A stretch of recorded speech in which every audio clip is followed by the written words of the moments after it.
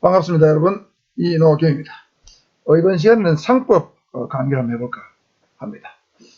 여러분, 민법과 상법에 대해서는 민법은 지난번에 공부 좀 했고, 상법은 이제 처음 해보는데, 일단 민법은 상법의 일반법이라고 했죠. 상법은 민법의 특별법입니다. 그러니까 민법은 일반적인 어떤 생활 관계를 규율하는 법이다, 이래 보시면 되는데, 상법은 주로 상거래관계, 상기업을 중심으로 하는 거래관계를 규율하는 법이 되겠습니다. 그러니까 회사를 중심으로 거래관계를 규율하는 법이 상법이다. 그래서 민법은 보통 일반사법이라 부르고 상법은 특별사법이라 불러요. 정리하면 상법은 민법의 특별법이다, 이런 뜻으로 이해하시면 되겠고, 이런 부분은 지난번에 한번 말씀드린 적이 있습니다. 상법은 크게 5편으로 구성되어 있는데, 총칙편, 상행위편, 회사편, 보험편, 그 다음에 끝에는 5편은 해상편은 우리 김비서 시험에 안 나오기 때문에 여기서는 설명하지 않고 요 4개 분야를 중심으로 강의를 해볼까 합니다. 자, 여기 지금 사진은 여러분 회사의 대표격인 주식회사 네모 커뮤니케이션 회사의 등기부입니다. 소위 말해서 주식회사 법인 등기부입니다. 등기부가 요래 생겼다는 걸 여러분한테 눈으로 한번 보여주는 거예요. 공식 명칭은 등기사항 정보 증명서죠. 그 다음 상호가 나오고 본점이 나오고 공고의 방법이 나오죠.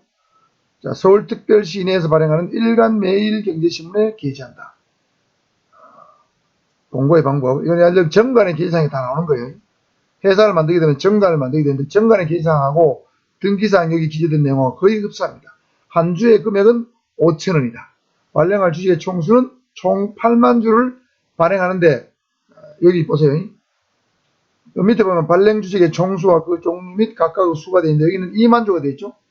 회사를 설립하면서 총 앞으로 발행할 숫자는, 주식 숫자는 8만 주인데 설립할 당시에 발행할 숫자는 2만 주만 해서 우선 발행한다는 거죠. 6만 주는 나중에 여건이 되면 발행하겠다는 뜻입니다.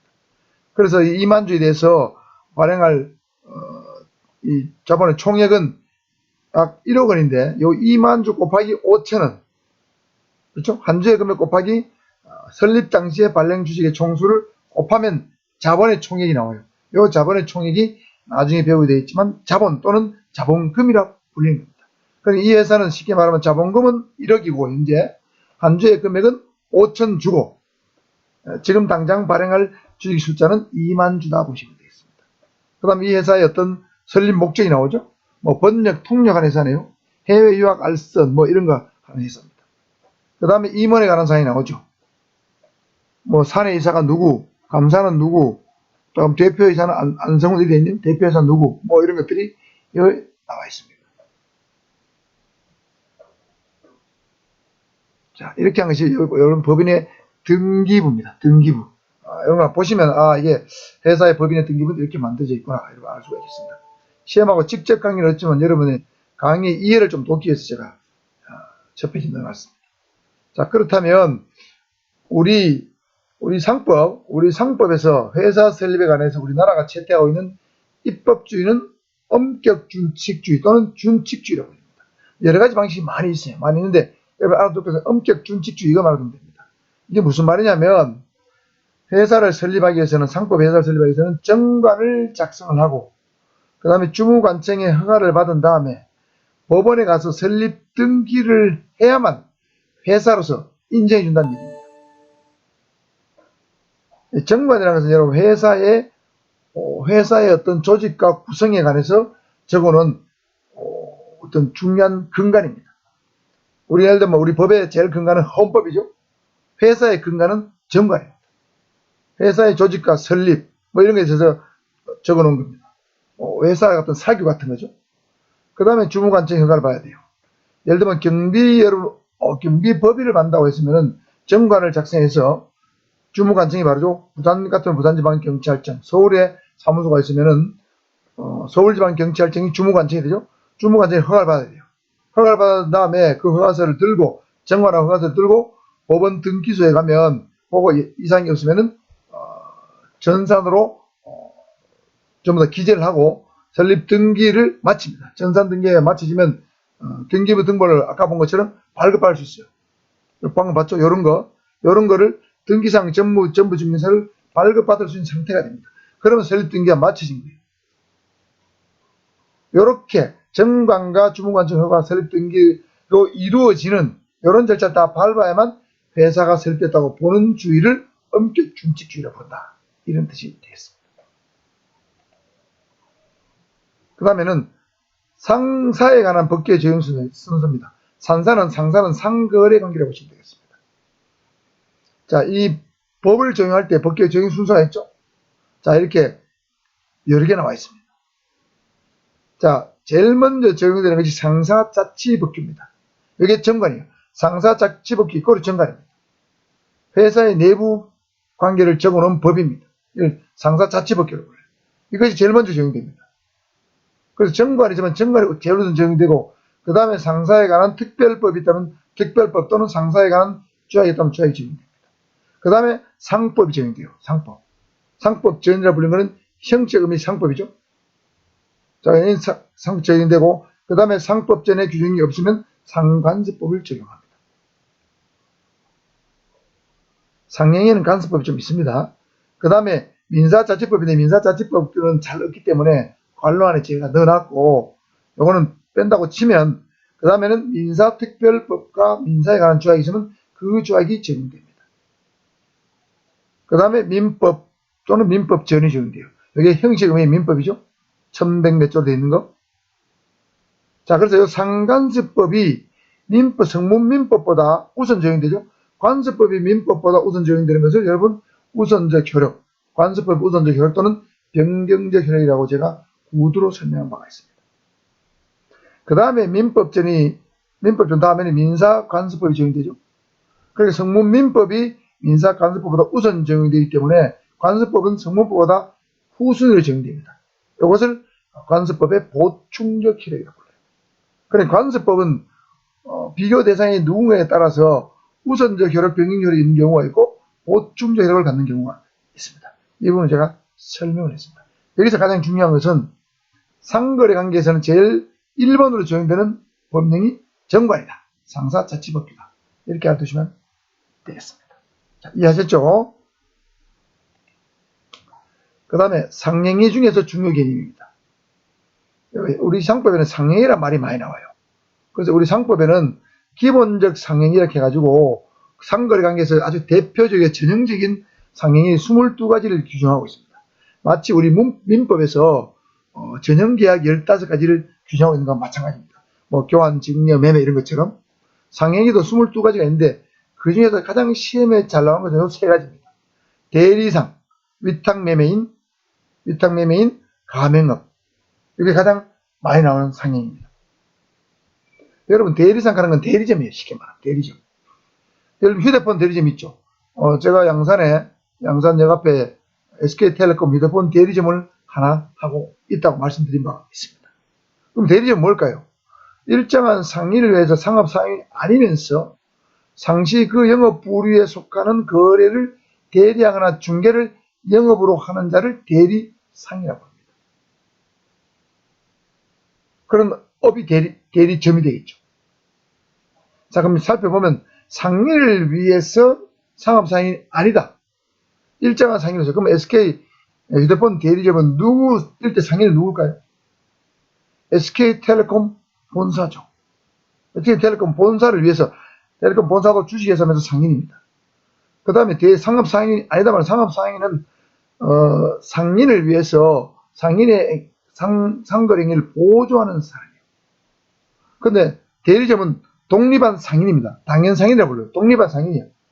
SK텔레콤 본점도 상인, 대리점도 상인입니다. 근데 상업상인이 보조하는 사람이 아니고 자기가 독립적으로 상거래 연계를 하는 사람이에요. 상업상인이 아니에요. 예를 들면 거기에 예를 들면 직원이 있다. 휴대폰 대리점 직원이 있으면 그 사람은 상업상인이 됩니다. 그럼 대리상 자체는 대리점주죠. 대리점주는 상업상인이 아니고 독립한 상인입니다. 그러면서 상시 그 영업 부류에 속하는 거래를 대리한다. 그러니까 휴대폰을 판매하죠. 휴대폰을 판매해요. 예를 들면 삼성에서 만든 갤럭시 Z 플립3를 판다. 아이폰 뭐를 판다.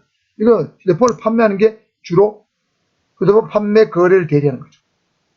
그러면서 SK텔레콤이라는 어떤 회사의 통신사 통신 서비스를 개통하는 업무도 같이 해줍니다.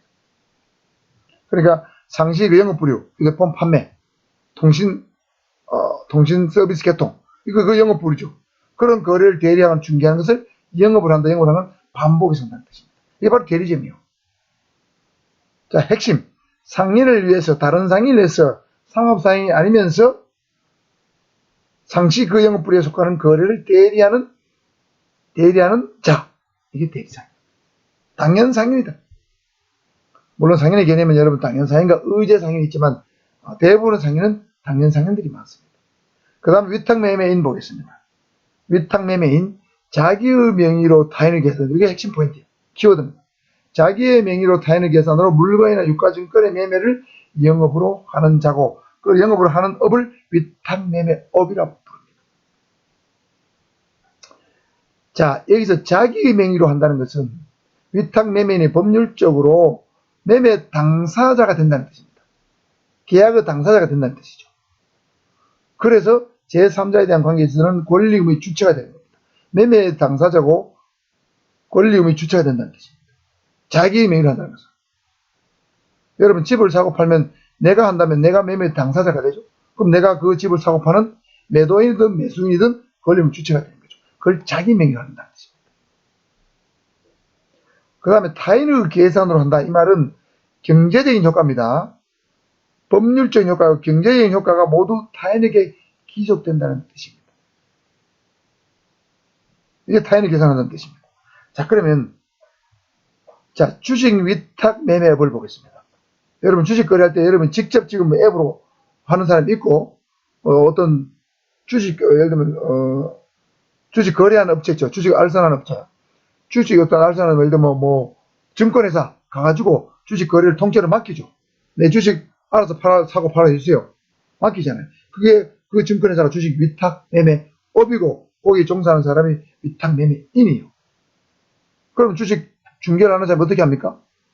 위탁 매매인이 자기 명의로 사고 팔아요. 자기 명의로 사고 팔아. 그런데 계산할 때는 일정한 수수료만 떼고 그 사람 예를 들면 내가 매도인 어떤 주식을 삼성전자 주식을 맡겼다 그러면 그 맡긴 매도인의 계좌로 돈을 남은 금액을 바로 넣어주죠. 매수인한테 돈을 받고 수수료 떼고 매도인한테 돈을 바로 넣어주죠. 그럼 타인의 계산을 하는 거예요. 경제의 효과는 다 매도인 또는 매수인에게 기술되는 거죠. 사고 파는 거는 증권회사 직원이 자기 명의로 사고 파는 거예요. 계산은 돈 거래는 매도인과 매수인한테 직접 돈을 싸주고 받고 하는 거죠. 수수료만 떼고. 이게 바로 유가증권의 매매를 영업을 하는 자입니다. 농산물 도매시장 법인에서 농산물 위탁매매업을 하죠. 예를 들면 부산 같으면 반여동 농산물 도매시장인데 도매시장 법인입니다. 엄밀히 말하면 법적으로 법인입니다. 그러면 예를 들면 농부가 예를 들면 양파를 100상자를 갖고 왔다. 사과를 100상자를 갖고 왔다. 팔아달라고. 그러면 농산물 도매시장 법인에서 대신 팔아주죠. 위탁 매매를 해주는 거예요. 그래서 한 상자에 3만 원에 팔았다. 그러면 수수료 보통 한 7%를 떼요. 농산물 도매시장 법인에서 7%를 떼고 사과를 팔아온 농민한테 돈을 바로 싸주죠. 돈을 받아서 바로 싸주고 수수료만 떼는 거예요. 이게 농산물 위탁 매매업이죠. 자기 명의로 농산물 도매시장 법인 명의로 매매를 하고 경제적 효과는 매도인과 매수인한테 직접 기속되는 거예요. 이게 바로 위탁매매인 위탁매매업입니다. 아시겠죠? 자, 이게 자기 명의 타인 계산, 타인 명의 자기 계산 아닙니다. 자기 명의 타인 계산. 이걸 잘 알아야 돼요. 자명타계야. 자명타계. 알겠죠? 요거 바꿔놓으면 타인 명의 자기 계산. 여기 바꿔놓으면 틀린 거예요. 자명타계. 요거 외워야 됩니다. 위탁매매업, 자명타계다. 자, 가맹업입니다. 여러분 소위 말해서 가맹점 하는 거. 가맹점 하는 거. 자, 가맹업은 자신의 상표 상호상표를 제공하는 것을 영업으로 하는 자. 이걸 가맹업자로 불러요. 쉽게 말하면 여러분 가맹점의 본점, 프랜차이즈 본점, 체인점 본점을 말해요. 이걸 가맹업자로 하는 자로부터 그 상호를 사용할 것을 허락받아서 가맹업자가 지정하는 품질 기준이나 영업 방식에 따라 영업을 하는 자입니다. 쉽게 말하면 스타벅스 가맹점을 한다고 가정하면 스타벅스 가맹점 본사에서는 뭘 제공합니까? 상호나 상표를 제공하죠. 제공합니다. 그 대신에 가맹업자는 즉 가맹점주죠. 가맹점주는 스타벅스 본점에서 지정하는 품질 기준이나 영업 방식에 따라 영업을 해요. 상호의 권리가 있고 의무가 있어요. 이게 바로 가맹업이라 부르는 거예요. 자, 여기서 핵심은 뭡니까? 상호, 상표, 품질 기준, 영업 방식. 이게 가맹점이에요. 소위 말하는 프랜차이즈입니다. 그러니까 대리상 위탁매매 가맹업 비슷한데 엄밀히 보면 말이 다릅니다. 그래서 이걸 세 개 헷갈리지 않도록 여러분 정리를 잘 해두셔야 됩니다. 다음은 우리 상법 인정하는 회사의 종류는 5가지가 있습니다. 이것도 시험에 나온 적이 있죠. 주식회사, 유한회사, 합자회사, 한명회사. 그 다음에 몇 년 전에 생긴 유한책임회사. 과거에 이 4개였는데 몇 년 전에 유한책임회사라는 것이 생겼어요. 시대의 의뢰에 맞춰서 신속한 의사의 결정이 가능한 벤처기업 같은 데 적합한 어떤 회사가 유한책임회사라서 그런 신속한 의사결정이 필요한 시대의 의뢰를 부응해서 유한책임회사를 상법에 심사를 한 바가 있고 상법에서 인정하는 대표적인 회사는 바로 주식회사입니다. 그리고 이 상법 경비조사 문제에서도 주식회사에 대해서 거의 질문하지 이런 건 거의 질문이 안 나와요. 그래서 주식회사를 중심으로 제가 좀 살펴보도록 하겠습니다. 자, 여기 나오는 회사들은 상법의 회사들은 다음과 같은 권리 능력이 있습니다. 이것도 시험에 나온 적이 있어요. 회사는 유증을 받을 수 있습니다. 자, 유증은 뭡니까? 유언으로 증여받는 뜻이죠. 그 무슨 말이냐면 유증은 무상으로 재산의 일부를 유언자가 주는 어떤 법률행위입니다. 상대방 없는 단독행위요. 그러니까 예를 들면 유언자가 내가 죽으면 이 재산을 누구에게 무상으로 주겠다. 예를 들면 1억을 주겠다. 그건 유증이에요. 무상으로 주는 거예요. 상대방이 없습니다. 그러니까 마치 무상으로 재산 일부를 주니까 상대방이 있는 것처럼 보이지만 그 사람한테 하는 게 아니고 내가 죽으면 니한테 누구한테 1억을 주겠다는 것을 유언으로 남기는 거예요. 그게 유증이에요. 그래서 유증은 이 재산을 받는 사람은 자연인도 될 수 있고 법인도 수증자가 재산을 받을 수 있습니다. 유증의 상대방이 될 수 있습니다. 수증자가 될 수 있습니다. 자, 이걸 유증이라고 불러요. 그에 비해서 여러분 증여는 주는 건 똑같습니다. 무상으로 주는 건 똑같은데 쌍방의 의사의 합치로 이루어지는 계약일입니다. 증여 계약이에요. 유증은 단독행위고 증여는 계약이다. 이거 차이가 큽니다. 그 회사는 누구로부터 유증을 받을 수 있는 수증자의 자격이 있습니다. 회사는 상표권을 취소할 수 있습니다. 회사 명의의 상표권 많이 갖고 있죠. 구찌 많잖아요. 상표권 많습니다. 페라가 이런 거 많잖아요. 회사 명의로 상표를 취소할 수 있습니다. 회사는 법인이기 때문에. 회사는 다른 회사의 무한책임사원이 될 수 없다. 이거 주의됩니다. 무한책임사원이 될 수 없습니다. 유한책임사원은 될 수 있습니다. 자, 유한책임사원과 무한책임사원은 그 회사가 이 다른 회사가 만일에 망했다. 망했을 때 그 회사가 빚지고 있는 채무까지도 무조건 끝까지 갚아야 될 책임 있는 사원이 무한책임사원이에요. 그럼 왜 무한책임사원이 될 수 없을까요? 회사가 다른 회사의 무한책임사원을 돼버리면 이 원래 A라는 회사가 있는데 B 회사의 무한책임사원이 되면 A 회사의 본질에 벗어나는 거죠. 회사는 이 본질 A 회사 본인 그 회사의 목적 달성에 있어서 최선을 다해야 되는데 다른 회사의 무한책임사원을 돼버리면 이 회사는 이 회사의 빚 갚다가 이 회사가 망할 수도 있어요. 그래서 이 회사는 다른 회사 A 회사는 B 회사에 투자한 범위 안에서만 책임을 지는 유한책임사원이 될 수 있습니다. 예를 들면 A 회사가 B 회사의 주식을 1000주를 샀는데 그 금액이 1억이다. 그럼 이 회사가 B 회사가 망하면 1억 범위에서 책임지고 마는 거예요. 그게 유한책임입니다.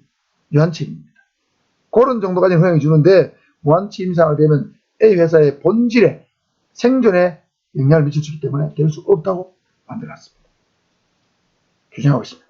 자, 다음 회사는 명예권과 같은 인격권의 주체가 될 수 있습니다. 그러니까 회사의 명예를 훼손한 행위도 처벌될 수 있다는 뜻이죠. 인격권의 주체가 될 수 있다. 삼성전자를 너무 지나치게 욕을 하면 안 된다는 뜻이죠. 뭐 어떤 법인이 있는데 어린이집 법인이 있다 치면 그럼 어린이집 법인 드물지만 안 된다는 얘기죠. 뭐 부동산 법인 있죠. 부동산 중개 법인의 부동산 물건을 잘못 거래하더라. 그러니까 법인의 명예를 훼손하면 안 됩니다. 처벌될 수 있다는 뜻입니다. 자, 이렇게 회사의 권리 능력 중요한 것만 살펴봤습니다. 자, 이번 시간에는 그 다음에는 이제 주식회사를 중심한 주식회사 특징을 한번 살펴보도록 하겠습니다. 자, 여러분 주식회사는 한마디로 주식의 발행을 통해서 자본을 조달하는 회사라고 정의할 수 있습니다. 그래서 영어로는 조인트 스탁입니다. 이 스탁은 주식입니다. 조인트는 주식을 결합한다는 뜻이죠. 주식을 발행한 어떤 코퍼레이션 또는 컴퍼니, 회사입니다. 그러니까 주식의 발행, 주식이 중심이 돼서 움직이는 회사가 주식회사입니다. 그래서 특징이 사단성과 법인성이 가장 뚜렷한 회사입니다. 자, 이 사단성이라는 건 둘 이상의 사람이 모는 것이죠. 주식회사는 대부분 주주를 모집해서 회사를 설립해요. 그러니까 자본을 조달하기 용이합니다. 주주는 예를 들면 한 주를 가진 사람도 있고 100주, 10주, 1000주 다 있죠. 저도 최근에 공모주 청약을 해서 어떤 회사 주식을 뭐 2주도 받고 10주도 받고 했습니다만 그러니까 이 주주가 수천 년, 수만 명이 될 수도 있어요. 그러니까 주주가 많다는 것은 그 회사의 사원권을 가진 사원이 많다는 뜻입니다. 그러니까 주주가 많으니까 사원의 숫자도 당연히 많으니까 사단성이 가장 강합니다. 그 다음에 법인성이 가장 뚜렷한 회사입니다. 예를 들면 아까 유한회사, 합자회사, 한명회사들이 있지만 그런 회사들은 주로 주주가 한 가족 단위 한 5명, 10명, 많아봐야 한 50명 정도를 별로 넘지 않습니다. 그래서 이 주식회사는 이 법인, 자연인과 법인이 있다고 치면 어떤 회사 중에서도 가장 법인성이 뚜렷하다. 여러분 법인 하면 주식회사, 주식회사 법인 이게 떠오를 정도로 그냥 법인의 대표는 주식회사 이렇게 보시면 되겠습니다. 그 다음에 주식회사를 설립하는 방법 어떻게 만드는가? 2가지 방법이 있어요. 다시 말해서 자본을 조달하는 방식이 2가지가 있다는 뜻입니다. 주식을 발행하는 방식이 2가지 있다는 뜻이에요. 발기 설립과 모집 설립이 있어요. 발기 설립은 발기인만이 주식의 전부를 인수해서 설립하는 방식입니다. 예를 들면 발기인이 야 우리 회사를 만들어서 뭘 해보자. 그럼 5명이 의기투합했어요. 그럼 발기인이 5명이 되는 거예요. 그러면 주식이 예를 들면 아까처럼 2만 주를 발행한다고 치면 1억이었죠. 자, 그럼 우리 1억인데 1인당 2천만 원씩 내서 주식을 사자. 그러면 2천만 원씩 1인당 2천만 원씩 내가지고 주식을 인수하는 거예요. 그러면 회사가 만들어진 거죠. 그럼 발기인이 5명이 되고 주식은 아까 몇 주라고 했습니까? 만주 같으면 만주를 설립한 회사가 만들어지는 거죠. 그래서 발기 설립은 대체로 소규모 회사에 적당합니다.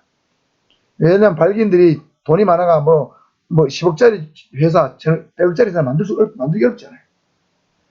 그래서 소규모 회사에 적당합니다. 그런데 모집 설립은 뭐냐면 일부는 발기인이 주식을 인수하고 나머지는 주주를 모집해서 주식을 팔아요. 주식을 팔면 일반인들이 주식을 사는 거죠.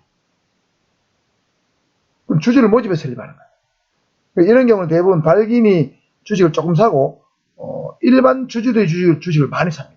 그래서 대규모 주식을 발행해가지고 대규모 주주를 모집할 수 있어요. 그러니까 대규모 회사에 적합한 방식이 모집 설립입니다. 그래서 대부분 회사는 발기 설립과 모집 설립을 섞어서 하는 방식을 하기 때문에 모집 설립하는 것이 대부분입니다. 자, 이해하셨죠? 자, 그 다음 주식회사 설립은 설립 등기가 종료한 때에 법인격을 취득한다. 즉, 법인격은 권리 능력을 취득한다는 뜻입니다. 자, 도표를 한번 살펴볼까요? 자, 권리 능력 그 취득식입니다. 자연인은 출생하면서 권리 능력을 취득한다고 그랬죠? 사망하면 권리 능력이 상실합니다. 법인은 법인 설립 준비를 하죠. 이때 바로 정관 작성 같은 거, 주무관절 허가 같은 걸 받습니다. 그래서 이때는 설립 단계에서는 준비 단계에서는 권리 능력이 없는 단체입니다. 단체인데 이럴 때는 보통 고유번호증을 받는 경우가 있어요. 그 다음에 이제 법원 등기소에 가서 설립을 하게 되면 설립 등기가 나오죠. 여기 설립. 요 설립 바로 설립 등기된 때입니다. 요때가 법인의 권리금이 취득되는 시기였습니다. 회사가 권리금이 주체가 되는 시기죠. 그 다음에 법인의 권리능력이 상실되는 시기는 제가 설명을 안 했는데, 해산시냐, 청산법인이 만들어졌을 때냐, 또는 청산이 종결되었을 때냐 했을 때, 대부분 법인은 해산했다 해가지고 법인의 채권 채무 관계가 정리가 안 되는 게 회사가 거의 대부분이에요. 그래서 청산법인을 만들어서 채권 채무를 정리하는 절차를 밟아서 그 청산 사무가 종결되었을 때 법인은 권리 능력이 상실되는 걸로 봅니다. 그래서 청산 종결 시가 권리 능력이 상실되는 시기예요. 자, 이걸 새로운 걸 배웠죠? 설립 등기 시에 권리 능력 취득, 청산 종결 시에 권리 능력 상실. 그 다음 네 번째, 주주는 주식 수에 비례해서 회사에 대해서 평등한 권리를 갖는다. 주식의 보유 수에 따라서 평등한 대우를 준다 했는데, 자, 우리 상법 369조에는 주식회사의 의결권은 한 주마다 한 개로 나게 있습니다. 자, 예를 들면 내가 삼성전자 주식을 10주 갖고 있으면 의결권이 10개예요.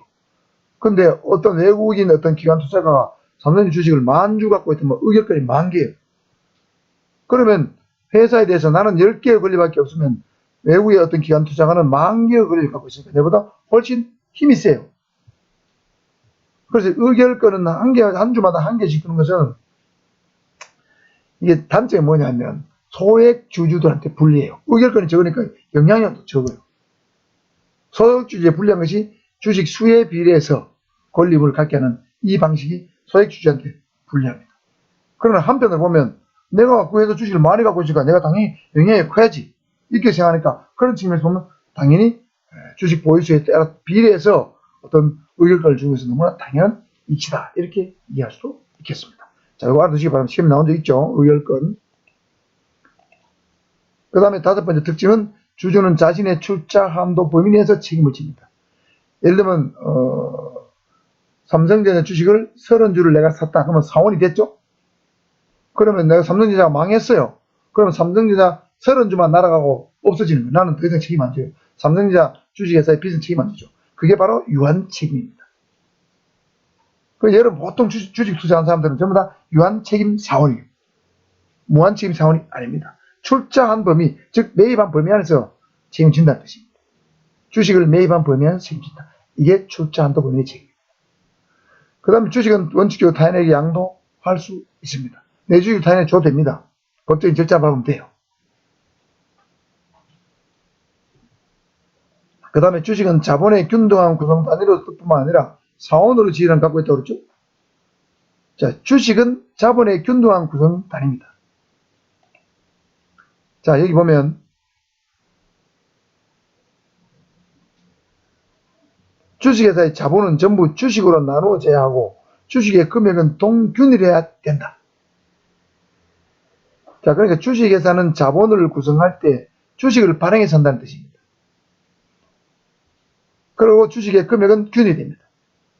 그러니까 예를 들면 이건 보통 액면 주식의 경우인데, 여러분 액면 주식은 한 주의 금액이 정해지는 주식이에요. 그럼 한 주에 5,000원, 뭐 100원, 1,000원 딱 발행할 때 정합니다. 무액면 주식은 한 주의 금액이 정해지지 않은 주식이에요. 그 대부분 회사는 액면 주식을 발행해요. 아까 제 이 강의 첫 번에 보면 5,000원 돼 있었죠? 한 주의 금액 5,000원입니다. 그러면 주식을 뭐 10,000주를 발행해도 전부 다 5,000원짜리만 발행해야 돼요. 주식의 금액은 동일해야 됩니다. 100원짜리, 1,000원짜리, 5,000원짜리 섞어 발행하면 안 돼. 액면 주식을 발행하면 액면주 전체의 그 금액은 무조건 똑같아야 됩니다. 주식 금액은 균일해야 된다. 그런 뜻입니다. 그 다음에 최소 자본금은 100원 이상입니다. 다만 정관으로 정한 경우에는 주식 정보를 무액면 주식으로 발행할 수 있다. 요 시험에 나온 적이 있어요. 그리고 예를 들면 주식회사를 설립할 때 최소 자본금은 100원이다. 100원 이상이다. 오케이, 맞는다. 예전에는 5,000원 이상이었어요. 5,000만 원 이상이었어요. 지금은 100원 이상으로 만들어서 주식회사를 만드는 게 굉장히 쉬워졌습니다. 그래서 주식은 자본의 균등한 구성단입니다. 그러니까 한 주에 100원이든 1,000원이든 5,000원이든 균등한 금액으로 발행이 되기 때문에. 그리고 사원으로 제가 있자 그랬죠. 이걸 사원건이라 한다고 제가 법학개론 초반에 설명한 적이 있습니다. 인재신사 사원건. 그 다음에 8. 회사는 자기의 계산으로 자기 주식을 취득할 수 있다. 자, 이거 자사주 취득이라고 불러요. 회사가 자기 회사의 돈으로 자기 회사 주식을 사는 거예요. 예를 들면 삼성전자가 삼성전자 주식을 한 주에 7만원을 주고 8만원을 주고 뭐 만주를 산다. 그럼 자사주 취득입니다. 자기 계산이죠. 경제효과가 자기 삼성전자에 귀속되는 거예요. 이렇게 자사주를 취득하는 목적은 주로 자기 회사의 주식 가치가 너무 저평가되어 있어가지고 뭐 기관 투자가나 외국 투자가들이 자기 주식을 많이 사버리면 의결권이 그 사람들이 많아지죠. 그럼 경영권 방어가 어려워지니까 경영권 방어 목적으로 자기 회사 돈으로 자기 주식을 사서 경영권을 방어하기 위해서 주로 자사주를 취득을 합니다. 자, 이해하셨죠? 다음 주식회사의 자본 또는 자본금입니다. 회사가 보유해야 될 책임재산의 최저 한도입니다. 아까 제일 첫 페이지 뭐였습니까? 자본금 최저한도가 아까 1억이었죠? 5천원짜리를 2만 주를 발행했잖아요. 그러면 5, 20, 1억. 왜 그 회사의 나모 주식회사의 자본금의 최저 한도는 1억입니다. 발행 주식의 액면 총액이죠? 발행 주식 아까 2만 주 곱하기 5천 하니까 총액이니까 1억이 됐습니다. 그 다음 주주가 출자해서 구성되죠. 주로 주주가 출자구성됩니다. 이거는 발기인이 출자한 것도 있고 일반 주주가 출자한 것도 있겠죠. 주식의 주인이 주주예요. 자, 나머지는 설명을 했습니다. 자, 여기까지 하면 주식회사 파트에 대해서는 어느 정도 제가 설명을 했고, 그 다음에 상법상 기관입니다. 상법상 기관. 주식회사의 최고 의사결정기관은 주주총회입니다. 주주들이 1년에 한 번씩 모여서 총회를 해요. 여기서 이제 의결권이 많은 영향이 있고 의결권이 적은 영향이 적은 거예요. 저한테도 주주총회 참석하라고 매년 한 3월, 2월, 3월 되면 통지가 날아옵니다. 그 다음에 주식회사의 이사는 집행기관입니다. 그리고 이사는 반드시 둬야 되는 필수 상설기관이에요. 감사는 임의기관입니다. 조그만 회사는 감사가 있고 큰 회사는 감사위원회 그런 게 있어요. 어쨌든 이사가 무집행을 잘했는가 못했는가 뭐 이런 걸 살펴보는 감시기관이 감사가 되겠습니다. 회계 같은 거 정리를 하는 게 전문이죠. 회계 정리를 해서 뭐 분식회계가 있었나 없었나, 회계상에 누락이 있었나 없었나, 그죠? 오류가 있었나 없었나 그걸 확인하는 것이 감사인데 필수기관이 아니고 임의기관입니다. 그 다음에 이사와 감사는 주주총회에서 선임하는 게 원칙입니다. 그러니까 이사와 감사는 굉장히 중요한 자리이기 때문에 주총에서 선임한다. 자, 기출문제 풀어볼까요? 19에 30번 상법상 주식회사에 관한 설명을 옳지 않은 것은 회사가 공고를 하는 방법은 정관의 절대적 기재사항입니다. 회사가 가진 자기 주식에도 의결권이 있다. 각 발기는 서면에 의하여 주식을 인수해야 한다. 창립총회에서는 이사와 감사를 성립해야 한다. 배운 거 저거 확실히 4번은 확실히 맞죠? 자, 각 발기인은 서면에 주식을 인수한다면 자기 돈을 내고 주식을 갖고 오는 거예요. 그런데 구두로 인수하는 거 없어요. 서면으로 반드시 주식을 인수합니다. 내가 주식을 몇 주를 돈을 얼마를 주고 샀다. 서면으로 주식을 인수하는 거예요. 당연한 겁니다. 권리관계이기 때문에, 돈의 관계이기 때문에 서면으로 해야 됩니다. 그 다음 회사가 공고를 하는 방법은 정관의 절대적 기재사항이다. 정관에 공고를 하는 방법이 적혀 있어요. 공고는 부산 시내 일간지에 한다. 아까 제일 상법 표지 있었죠? 뭐 서울 시내 경제 일간 경제 신문에 한다 돼 있잖아요. 그게 등기부 등본에도 올라가지만 정관에도 반드시 기재됩니다. 정관에 반드시 기재해야 될 사항이 절대적 기재사항이에요. 자, 8가지가 있죠, 여기. 상법 289조에 나와요. 그 회사의 설립 목적. 상호는 뭐? 회사가 발행할 주식의 총수. 아까 나모 주식회사는 8만 주였죠? 액면 주식을 발행한 경우 한 주의 금액, 나모는 5천원이었죠. 회사 설립할 때 발행한 주식 총수는 2만 주였죠. 본점의 소재지는 어디로 한다? 본점 소재를 반드시 적어야 돼요. 지점은 없잖아요. 회사가 공고를 하는 방법, 서울 시내 일간지한다, 부산시에 일간지한다. 자, 공고를 하는 방법.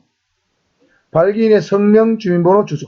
자, 발기인은 굉장히 회사를 쓰면 중요한 존재이기 때문에 발기인 누군지, 주민번호 누군지, 주소를 반드시 기재하게 되어 있어요. 절대적 기재사항 8가지는 알아둬야 됩니다. 요 8가지에 들어가지 않는 것은 상대적 기재사항 또는 임의적 기재사항에서 기재를 해야 되고 안 해야 되는데, 정관을 작성할 때 요 8가지가 기재 안 됐으면 정관은 무효가 돼요. 절대적 무효가 되기 때문에 이런 걸 반드시 기재해야 됩니다. 그래서 보통 정관을 작성할 때 개인이 작성 안 하고 가서 법무사 사무실에 돈을 한 30만원, 50만원 주면 정관을 자기들이 회사의 성격에 맞춰가지고 딱 작성을 해서 돈을 받고 그 다음에 뭐 허가를 받아가지고 법인 설립 등기까지 다 해줍니다. 법무사에서. 그런 거 하고 돈 벌어 먹고 사는 사람들이 법무사들입니다. 아시겠죠? 소비자 입장은 굉장히 편하죠. 그 다음에 의결권은 한 주마다 한결한다. 주식회사가 회사가 가진 자기 주식은 의결권이 없다고 369조에 적혀 있어요. 자사주는 의결권이 없어요. 그러니까 발기인이 가진 주식, 그 다음에 일반 주주가 가진 주식은 의결권이 있는데 회사가 가진 자기 주식, 회사 명의 주식은 의결권이 없습니다. 자, 그렇다면 여기에 틀린 문제는 회사가 가진 자기 주식에 의결권이 있다. 이게 틀렸죠? 2번이 틀렸습니다. 자, 아까 살펴봤잖아요. 나무가 네모네요. 네모 커뮤니케이션죠. 본점 서울특별시 노원구들이죠.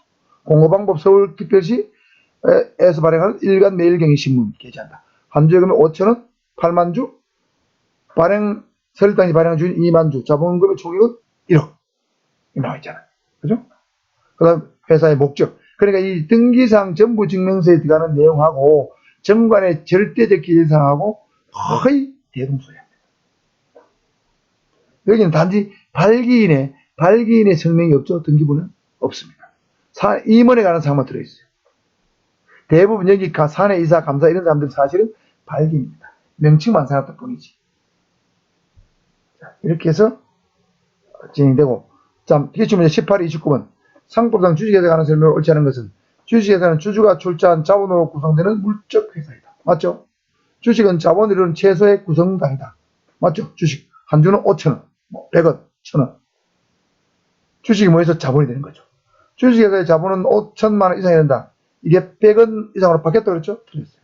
발행 주식의 총수는 주식회사 설립 등기 기재 사항이다. 아까 등기부 등본에 주식의 총수 8만 주 적혀 있잖아요. 네모. 그죠?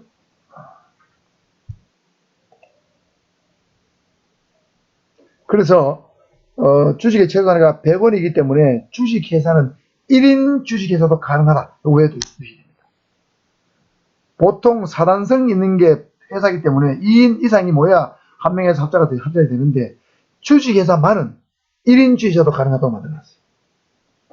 독특하죠?